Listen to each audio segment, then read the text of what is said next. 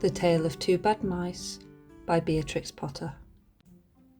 Once upon a time there was a beautiful dollhouse. It was red brick with white windows, and it had real muslin curtains and a front door and a chimney. It belonged to two dolls called Lucinda and Jane. At least it belonged to Lucinda, but she never ordered meals. Jane was the cook, but she never did any cooking because the dinner had already been bought ready-made in a box full of shavings. There were 2 red lobsters and a ham, a fish, a pudding, and some pears and oranges. They would not come off the plate, but they were extremely beautiful. One morning, Lucinda and Jane had gone out for a drive in the doll's perambulator. There was no one in the nursery, and it was very quiet. Presently, there was a little scuffling, scratching noise in the corner near the fireplace, where there was a hole under the skirting board. Tom Thumb put his head out for a moment and then popped it in again. Tom Thumb was a mouse.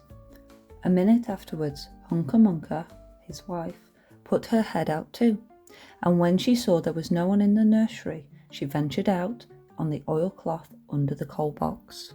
The doll's house stood at the other side of the fireplace. Tom Thumb and Munca went curiously across the hearthrug. They pushed the front door. It was not fast. Tom Thumb and Munca went upstairs and peeped into the dining room. They squeaked with joy. Such a lovely dinner was laid upon the table. There were tin spoons and lead knives and forks and 2 dolly chairs, all so convenient. Tom Thumb set to work at once to carve the ham. It was a beautiful shiny yellow, streaked with red. The knife crumpled up and hurt him. He put his finger in his mouth. "It is not boiled enough. It is hard. You have a try, Munca." Munca stood up in her chair and chopped at the ham with another lead knife. "It's as hard as the hams at the cheesemonger's," said Munca. The ham broke off the plate with a jerk and rolled under the table. "Let it alone," said Tom Thumb. "Give me some fish, Munca." Munca tried every tin spoon in turn. The fish was glued to the dish. Then Tom Thumb lost his temper. He put the ham in the middle of the floor and hit it with the tongs and with the shovel. Bang, bang, smash, smash. The ham flew all into pieces, for underneath the shiny paint, it was made of nothing but plaster. Then there was no end to the rage and disappointment of Tom Thumb and Munca. They broke up the pudding, the lobsters, the pears, and the oranges. As the fish would not come off the plate, they would put it into the red-hot, crinkly paper fire in the kitchen, but it would not burn either. Tom Thumb went up the kitchen chimney and looked out at the top. There was no soot. While Tom Thumb was up the chimney, Munca had another disappointment. She found some tiny canisters upon the dresser, labelled rice, coffee, and sago. But when she turned them upside down, there was nothing inside except red and blue beads. Then those mice set to work to do all the mischief they could, especially Tom Thumb. He took Jane's clothes out of the chest of drawers in her bedroom and threw them out of the top floor window. But Munca had a frugal mind. After pulling half the feathers out of Lucinda's bolster, she remembered that she herself was in want of a feather bed.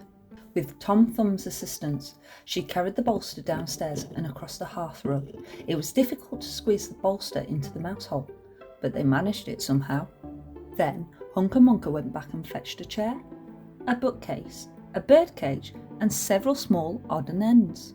The bookcase and the birdcage refused to go into the mouse hole. Munca left them behind the coal box and went to fetch a cradle. Munca was just returning with another chair, when suddenly there was a noise of talking outside upon the landing. The mice rushed back to their hole and the dolls came into the nursery. What a sight met the eyes of Jane and Lucinda! Lucinda sat upon the upset kitchen stove and stared, and Jane leant against the kitchen dresser and smiled. But neither of them made any remark. The bookcase and the birdcage were rescued from under the coal box, but Munca has got the cradle and some of Lucinda's clothes. She also has some useful pots and pans and several other things. The little girl that the doll's house belonged to said, "I will get the doll dressed like a policeman." But the nurse said, "I will set a mouse trap." So that is the story of two bad mice. They were not so very, very naughty after all, because Tom Thumb paid for everything he broke.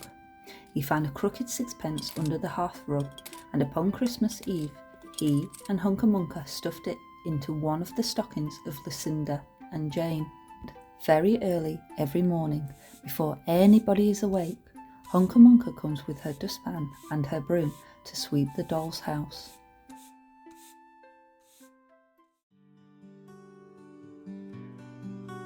The end.